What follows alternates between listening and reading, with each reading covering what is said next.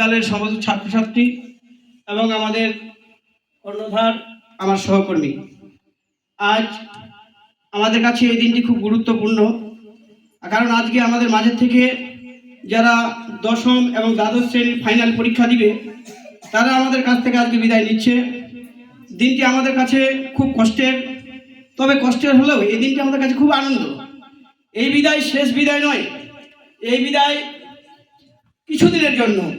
আমরা জানি আজকের এই ছাত্ররা যারা আজকে আমাদের কাছে ছাত্র হয়ে আছে তারা আগামী দিনের ভবিষ্যৎ। আমরা চাইব তোমরা আজকে এখান থেকে চলে গিয়ে আরেক ভালো জায়গায়, কেউ কলেজে, কেউ বিশ্ববিদ্যালয়ে পড়াশোনা করে মানুষের মতো মানুষ হয়ে আসবি। তখন দেখা গেল আমরা এই বিদ্যাপীঠে চাকরি করছি, তোমাদের মধ্যে থেকে বড় অফিসার হবে, কেউ ডিএম হবে, কেউ এসডি হবে, কেউ প্রফেসর, কেউ লেকচারার। তাই আশা করব তোমাদের এই ভবিষ্যৎ দিনটা খুব উজ্জ্বল হোক। তবে একথা মনে রাখবে যে এখান থেকে বিদায় নিচ্ছ বলে তোমাদের আমরা শেষ বিদায় দিচ্ছি না। তোমরা আমাদের বিদ্যাপীঠের দরজা খোলা থাকবে, যখনই ইচ্ছা হবে তোমরা আসতে পারো।